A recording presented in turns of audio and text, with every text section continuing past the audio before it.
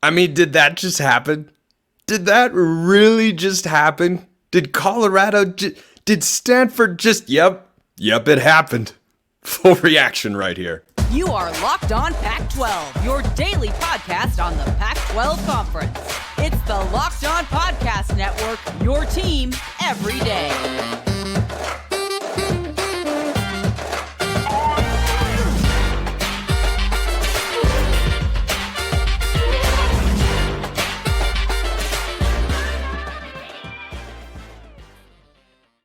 Here's an episode that I didn't plan. I'm not doing my normal intro here because there's nothing normal about this episode of Locked On Pac-12. This is completely impromptu, unplanned, on a whim. It's almost 12:20 a.m. local time where I am recording this, and Stanford just completed the largest comeback in program history. Troy Taylor and the boys just never quit.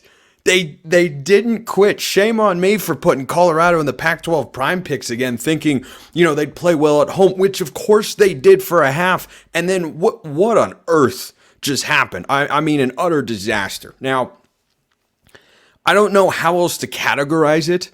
Like an implosion, a self-destruction.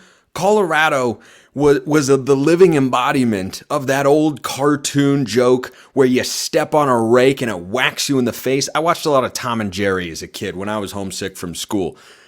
I saw that a lot from Colorado tonight. I mean, the penalties were just non-stop, over and over and over. And Shedeur Sanders was so good, and then all of a sudden he wasn't. And one thing that I've been impressed with Shedeur Sanders throughout the entire course of this season has been his decision making, and he makes this abominable decision at the end of the game. I can't explain it. Like, how do you not throw that ball away and just take a field goal? And then Stanford, when they're going to run the ball, was still able to run it on that Colorado defense, which was horrible in the second half after they played well in the first half. I mean, I felt pretty good about them coming into this game. The first half of this game was, by the way, I'm Spencer McLaughlin. This is Locked On Pac-12. The first half of this game was exactly what I thought it would be. And then Colorado just, let up? Stop showing up? Stop making adjustments? Stop playing hard? Like, how else do you explain what exactly we just saw? Do you realize that was a larger comeback than the Falcons blowing the lead to the Patriots in the Super Bowl? That game was 28-3. Stanford was out of this game. The point at which I thought it was over was the reverse touchdown to Xavier Weaver, right? It was a really clever play design from Sean Lewis, the offensive coordinator for Colorado. It was a fake reverse, a double fake on the flare to the opposite side, and then run a reverse to the side you initially faked to. And Weaver walked in. The Cardinal were lifeless. They were dead. They were on the road. They came in big underdogs. They lost 4 in a row. They hadn't won a Pac-12 game yet. I mean, this is just an unbelievable win for Stanford and just an epic collapse by the Buffs. I mean an epic collapse. 29-0. The one saving grace perhaps is that not as many people were watching this live. Boy, they'll be paying attention in the morning. They will be paying attention in the morning. I think we can put to bed, if you hadn't already, the notion that Colorado was better than a fun team that is surpassing our expectations. They've already surpassed my preseason win total for them. They've already surpassed their Vegas preseason win total. They've already passed a lot of people's expectations. But can we put to bed now, like for certain, final nail in the coffin, the notion that this Colorado team was anything other than a great story for a little bit? Mark Jones at the top of the broadcast said that Colorado is, the epicenter of the college football world. And I was like, Mark, this isn't a month ago. No, they're not. We've kind of seen that. They played well against USC, sure. And how about that? How about the illogical nature of college football? Think about this. So Stanford plays USC. They're down 49-3 at the half in Los Angeles, I think was the score. Okay, it was utterly uncompetitive. USC plays Colorado on that field in front of that crowd without Travis Hunter, and Colorado stages a comeback to take them down to the wire and lose by 7 points. And then Stanford, who was housed by USC, comes in and wins the game outright. It can only be explained by Pac-12 After Dark. Everyone's about to be dunking on Colorado because guess what? It turns out when you blow a 29-point lead, you deserve to be dunked on a little bit. I mean, holy smokes. I don't know what they're feeling in Boulder right now. I think all the optimism around the program has kind of hit a hiatus. Colorado's going into their bye. It looked like they were going to be 5-2, coming out of their bye, looking to get bowl eligible. Does it seem impossible that the Buffs could miss a bowl game here? Because boy, after that, if you can't beat Stanford at home, when you have spotted yourself 29 points through 2 quarters of football, what are we supposed to expect from you? I mean, they're sitting at 4-3 now. Look, they could score points, but man, that was a catastrophe for the Buffs. A primetime disaster, if you will. And brighter days are ahead for this Colorado program, but in the context of this 2023 season, my goodness, I cannot believe we just watched that. For a coach who is not an offensive or defensive play caller and is very much, as we've seen, a coach that's all about culture in Deion Sanders, what culture was on that sideline but one of pointing fingers, frustration, and a let-up in the second half? The defensive issues are well documented at this point. I mean, you pin Stanford back inside their own 5 and give them a 1-play touchdown drive? Like, goodness gracious. Everything that could have gone wrong for Colorado here went wrong. And it just cycled over. They couldn't convert a 4th down. Stanford made tremendous adjustments. And I'm going to finish on Colorado, then get to the Cardinal in just a moment here. That was a moment that is going to resonate in a negative light. And I am so interested to see how Colorado responds. Because, boy, much like I'm interested to see how the Miami Hurricanes respond after Mario Cristobal decided not to take a knee, that's the sort of game that can cost you a locker room here. And that is the number one priority for Colorado right now, is they've got to retain locker room momentum. And it is rough right now. As I record this show, yikes. That is a major, major yikes. Because everything about it, boy, they blew that one so hard. And that's the other thing about it, too. It wasn't just one side of the ball or the other. I mean, that was a defensive catastrophe and an offensive implosion. You add that up, and the Cardinal have got their first Pac-12 win of the Troy Taylor era. So let's talk about those Stanford Cardinal, because this is a Stanford program that everyone understands is a difficult job. They cannot bring in transfers like Colorado or anybody else. This is a team void of talent. This is a team that earlier this year lost to Sacramento State. And in the same light that Colorado right now has to be able to galvanize that locker room to get to a bowl game this season, because the Pac-12, as we know, is really, really good. Stanford was able to do that. You lose to an FCS team at home, especially the one your head coach just came from, you can lose the locker room there. That clearly didn't happen. Troy Taylor, after the game, was talking about the moxie and the intestinal fortitude of his team and the way their guys just continue to fight. Boy, did they fight. They have just continued to fight. They played Arizona tough. They were outmatched against Oregon, coming off a bye. They're getting housed on the road. 52,000 screaming, passionate Boulder fans are right on top of them, and they didn't care. And that team reflects the personality of their head coach, who the whole time, he was Tim Duncan, stormtrooper, cold, hard killer. Troy Taylor. I mean, he did not change facial expression. The reporter after the game was saying, boy, I thought you'd be a little happier. And he cracked a smile and such. He just staged the largest comeback in school history. I mean, boy, is that ever big. How about Ashton Daniels? He didn't start this game.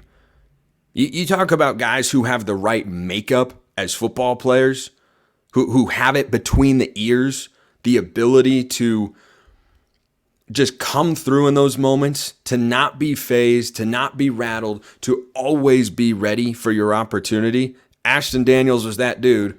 In case you needed any clarity, that's Stanford's starting quarterback going forward. I thought it would be after he played well in their season opening win against Hawaii, but boy, I tell you, he's got to be the starter now, because what a game he played. What a game he played. There's a bug in here I got to get out, but man, I was so impressed with Ashton Daniels. Like, this is a Stanford team that couldn't run the football. They had one way to move it. Like, they were struggling to run against a bad run defense in Colorado, and Ashton Daniels said, fine, I'm going to throw a slant. And then once I'm done throwing that slant, I'm going to throw 18 more slant patterns. Well, are you going to throw other routes in there? No, I'm just going to throw the slant. And then in overtime, Elic Ayomanor is going to make an insane catch over Travis Hunter. I mean, what a fun battle, but how about that, Nate? We got to talk about that, dude. Well, I'll get to him once I finish on Ashton Daniels, because that guy was leading the offense and just was steady, methodical. Credit the Stanford defense for the adjustments they made. Like, clearly, if you're a Cardinal fan here, this is so big, because you've clearly got a staff that knows how to coach. Stanford does not out-talent Colorado at any position except for Benjamin Jurasik, who was out of the game.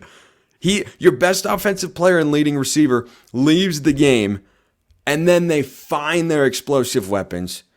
They spread the ball around. I mean, that was a coaching clinic on the Stanford sideline, and Colorado's coaching staff had a bad second half across the board. Stanford made adjustments, and there were no adjustments to the adjustments. The Cardinal were just playing harder. They were tackling better. The same defensive issues plagued the Buffs in this game, and they just got outcoached. Coach Prime and his staff, and I think Coach Prime is good, and Sean Lewis is good. Boy, they were bad tonight because they had no adjustments, no answers, nothing. Absolutely nothing, and the Cardinal just completely flipped this game around to go 36-7 in the second half and then win the game. I mean, I haven't seen anything like it. I've never seen anything like it. Only can you get that sort of action in Pac-12 After Dark. Everyone should know the name Elic Ayomanor, because that dude set the Stanford single game record for receiving yards. And by the way, this was not this was in no way, shape, or form him making a bunch of wide open catches. He had 13 receptions. He had 294 yards and 3 touchdowns. All other Stanford players accounted for just 105 receiving yards. Absolute positive insanity. Shedeur Sanders went for 400 yards and 5 touchdowns, and Colorado managed to lose the football game. Travis Hunter was Travis Hunter offensively. Defensively, though, he's getting cooked. Ayomanor had his number. I mean, number 13 for the Cardinal. And don't sleep on Bachmeier either. Like, that's a player. I just, man, they got some weapons there at Stanford. And Ayomanor just put on the best individual receiving performance that I have seen since Marvin Harrison against Utah in the Rose Bowl circa 2021. In that game, he went for over 300 and I think 3 or 4 touchdowns. He was making contested catches, yards after catch, breaking tackles. I mean, he had the whole arsenal at his disposal, and Ayomanor had the exact same thing. That was absolutely insane. I don't know what else to say other than wow with the way that he played. Travis Hunter coming back off an injury. You know, they talked in the first half. There was a report from the guy down on the sideline that, boy, it looks like Travis Hunter's got an extra pep in his step. And I agreed with him, by the way. I thought Hunter had, an extra level of juice, well rested, coming off of the 3-week hiatus because of an injury. And guess what? Ayomanor was better, straight up across the board. He was just better. He beat him on contested catches. He beat him off the line of scrimmage. He beat him on about 8 different slant routes. I mean, Colorado, the quintessential example of Colorado wasn't able to make any adjustments. How many times were the Cardinal going to run a slant pattern and Colorado just be unable to stop it? And then the one time Travis Hunter said, okay, you're going to run a slant and I'm not going to stop, or I'm not going to let you do it. I'm going to stop you. I'm going to sit on it. Ayomanor just ripped the ball away from him. He almost had a pick, and then it was a positive gain. I mean, it was crazy. It was crazy. Ashton Daniels was dropping back to pass, and all he was doing was looking for number 13. That's what he was doing on every single play, and Colorado had no response to it. So I think we can close the book on Colorado doing anything of note in a conference play this year. Look, their offense can still make them interesting. Their offense can absolutely still make them interesting. This is a Stanford team. Let's just put things on the table here. That just scored their most points of the game, or of the year, against Colorado on the road. Here are their other point totals this year. At Hawaii, 37. That was their previous high. At USC, 10. Sacramento State at home, 23. Arizona, 20. Oregon, 6. And then against Colorado, 46. The Buffs have a bye before they play UCLA at home. And then Washington at home. Or excuse me, that's Stanford's schedule. My apologies. I didn't think that sounded right. Let me go to Colorado's schedule here real quick. They have a bye before they play at UCLA. That's right. They play at UCLA. Good luck. Good luck in that one. Oregon State at home. Did you see what DJU did to Cal last week? We'll see what he does against the Bruins Saturday night. Then they play Arizona at home. At Washington State, at Utah. Buffs are going to be an underdog in every single one of those games. Maybe they could be a small favorite against Arizona. But I mean, my goodness. Those who are in the basket of people who can't stand Colorado, who get annoyed with them. And frankly, I don't know if they're annoyed with Colorado as much as they're annoyed with the media's coverage of Colorado. Like every broadcast you watch, you can tell the ESPN announcers would really like Colorado to win the game. Like it's been evident every single week. Anybody who pays attention to broadcasting can see that. And I get it because there's a financial interest there. But I mean, the people who don't like Colorado are feeling some kind of happiness right now. They're feeling some kind of happiness. All right, let's talk about Stanford again. In every rebuild, when you take over a job in college football, there are moments, specifically games, that you look at and go, that's when we knew. That's when we knew we had something. This is that moment for Stanford. The best example recently in the Pac-12 is Arizona a season ago. So Arizona comes in with Jed Fish having lost their previous, 12 games or something. Like they'd lost, 12 in a row. He loses his first 8 games, only wins 1 in 2021. Does Arizona bail on him? No, because they understand the way Stanford should understand this is going to take some time. Then they come back in year 2 and they look better. They play competently. Not amazingly, but competently against an SEC team in Mississippi State at home. And they take a step forward. And then they win a couple more games. And then their moment where you realized, okay, we got something, was the win against UCLA. They were a 19.5-point road underdog. And you know what they've got in common with the Cardinal? I picked against them in that game, against the spread in the prime picks. And they won outright. And last year, they played a good UCLA team on the road, and they beat them straight up. And here you are as the Stanford Cardinal, understanding, I presume, that there is a long rebuild underway. It is not going to be instantaneous. But I look at their recruiting, and I say, hey, apologies for that. I had to sneeze. Bug might have flown in my nose. I don't really know. We'll see. We'll see in a few minutes. But you look at the Cardinal recruiting for 2024. You go, wow, that's higher than I thought it would be. Maybe these guys know what they're doing. Maybe they know how to sell a vision. At the very least, they're trying to rebuild the Stanford brand. Well, this is not just a big win individually, because if you're a Cardinal fan listening to or watching this show, and any ACC fans listening to or watching this show, understand that Troy Taylor won this football game with less talent on his sideline. His leading receiver goes out, and then they turn to a player who then sets a school record for receiving yards in a game. Ayomanor went for 294 and 3 scores. Ashton Daniels is not getting 1/1000th of the looks by the NFL that Shedeur Sanders is, because Shedeur Sanders is a better NFL prospect. Guess what? Ashton Daniels outplayed him. He did. Daniels' final numbers, 396, 4 touchdowns, no picks. Shedeur Sanders in the second half wasn't handling the pressure well, wasn't getting into the right sorts of plays, wasn't making good reads when the blitz came. There was no adjustment there from Sean Lewis, the offense coordinator. And then Shedeur Sanders threw an interception that cost Colorado a chance to score it all, and Stanford could just go kick a game-winning field goal. So Ashton Daniels outplays Shedeur Sanders. Stanford's offensive line, look, Colorado's offensive line is bad. Absolutely. Stanford's is probably worse.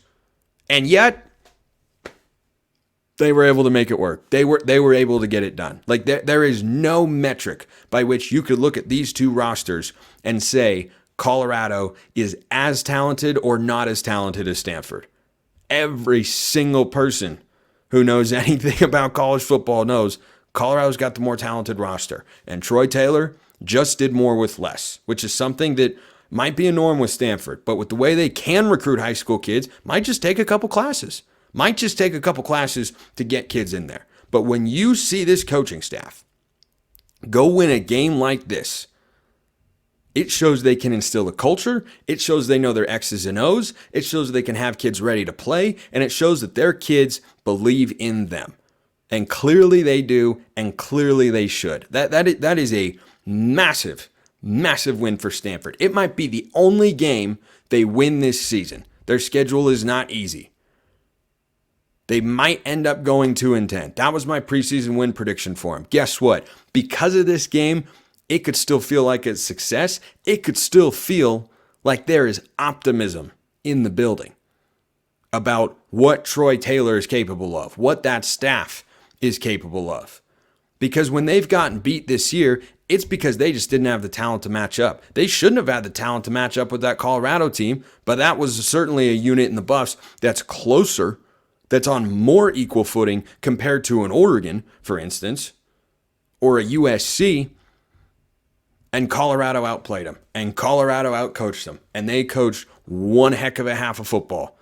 And there should be nothing but optimism around the Stanford Cardinal football program right now. I'm not saying they're going to go win a bunch of games. I look at their remaining schedule, UCLA, Washington State. They got 4 straight games against ranked opponents. Those are all probably going to be losses. I certainly feel better about their chances to win at home against Cal in the big game. Maybe.